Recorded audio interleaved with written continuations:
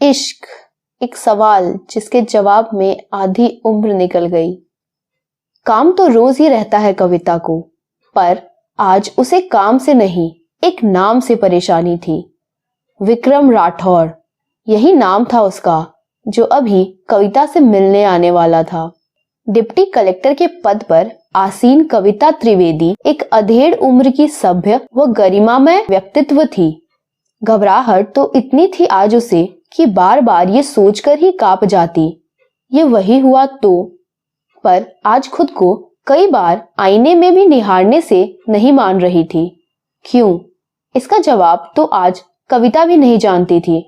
खैर, लंच के बाद विक्रम राठौर अंदर आए तो लगा जैसे कविता के शरीर का सारा खून ही सूख गया हो।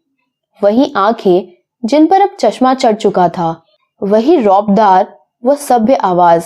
बड़ी मुश्किल से संभाला कविता ने खुद को।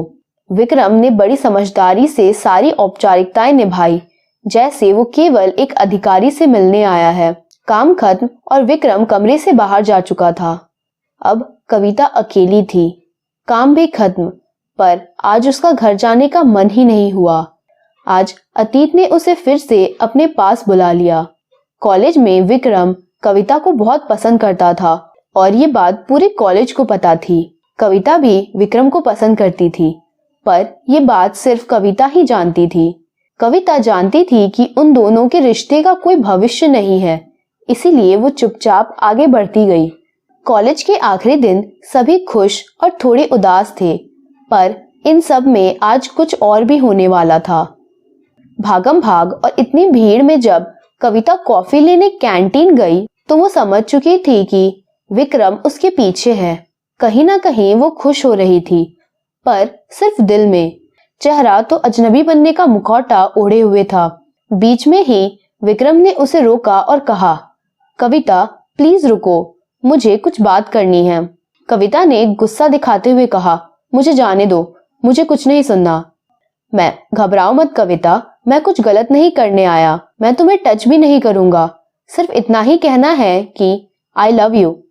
कविता को तो जैसे मन मांगी मुराद मिल गई हो। मन ही मन वह नाच पड़ी, पर तुरंत भविष्य का ख्याल आते ही वो गुस्से में वहां से जाने लगी। तब विक्रम ने कहा, आज तुम कॉलेज के बाद बाहर पार्क में आकर खुद मुझे जवाब दो, हाँ या ना। कविता को लगा जैसे अभी चीख कर बोल दे, हाँ विक्रम हाँ, पर खुद को रोकते हुए आंसू पोंछकर वो भाग गई। उस दिन के बाद वो विक्रम से कभी नहीं मिली, पर दोस्तों से सुनती थी कि विक्रम रोज कॉलेज के पार्क में कविता के जवाब का इंतजार करता था। कविता ने सोचा कुछ दिनों बाद वो सब भूलकर आगे बढ़ जाएगा। आज इतने सालों बाद कविता को लगा कि वो सही थी। विक्रम इतना आगे निकल गया कि आज रति भी उसके लिए अजनबी हो गई। 8 महीने गुजर गए और जिस प्रोजेक्ट के सिलसिले में विक्रम कविता से मिला था, आज उसका उद्घाटन था। पर आज कविता सामान्य थी, साइट पर सब कुछ व्यवस्थित था। तभी किसी के शब्दों ने कविता को हिलाकर रख दिया।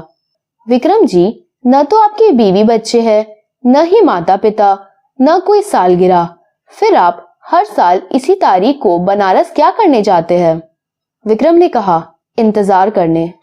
कविता से अब रहा ही नहीं जा रहा था। वहां से वो चली गई, पर अगली सुबह विक्रम के दरवाजा के सामने खड़ी थी। विक्रम ने दरवाजा खोला और कहा, आओ कविता। अच्छा, तो पहचानते हो मुझे? कविता गुस्से में थी। तुम बाहर एक सरकारी पदाधिकारी हो, तुम्हारी गरिमा बनी रहनी चाहिए, विक्रम ने मुस्कुराते हुए कहा। कविता ने आतुर होकर पूछा, तुमने शादी क्यों नहीं की? मैंने कहा था ना, तुम जब तक जवाब नहीं दोगी आगे नहीं बढ़ूंगा। घर वालों के सवालों से तंग आकर पढ़ाई की और यहाँ तक पहुंच गया, पर रिश्ते में नहीं। विक्रम गंभीर था। इस बार विक्रम ने कहा, तुमने भी तो शादी नहीं की। इस बार कविता मन में शांत थी। तुम्हें हाँ कहकर छोड़ने की हिम्मत नहीं थी और ना तो कभी कह ही नहीं सकती थी। घर वालों से लड़ने की ताकत नहीं थी, इसीलिए पढ़कर इस लायक बन गई कि अपनी शादी से जुड़ा फैसला कर सकूं और घर वालों और उनकी इज्जत पर दाग न बनूं। थोड़ी देर दोनों शांत थे। कविता चुपचाप चली गई। खबर मिली कि कविता मैडम 1 हफ्ते की छुट्टी पर है। विक्रम हर साल की तरह घर गया और कॉलेज के फेयरवेल की तारीख पर पार्क में बैठ गया। उसकी नजरें जो देख रही थी वो सच था। आज कविता आई थी वहां उसके पास। आधी उम्र निकल गई विक्रम, अब किसी भी जवाब का कोई मतलब नहीं, पर जवाब दिए बिना अब जी नहीं पाऊंगी। विक्रम मेरी हमेशा से हाँ और सिर्फ हाँ थी और है।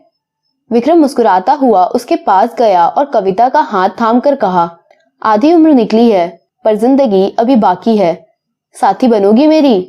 इस बार कविता की बारी थी। कविता ने गले लगते हुए कहा, चलो अब हम अपनी दुनिया अपने तरीके से बसाएंगे। आज बरसों के इम्तिहान के बाद आखिर दो प्रेम करने वाले एक हो गए। आखिरकार एक सवाल को उसका जवाब मिल ही गया। बस इतनी सी थी ये कहानी। उम्मीद करती हूँ कि आपको ये कहानी पसंद आई होगी। इसी तरह की और भी कहानियां सुनने के लिए चैनल को सब्सक्राइब कर दे। साथ ही अगर वीडियो पसंद आई हो तो इसे लाइक और शेयर करना ना भूले। धन्यवाद।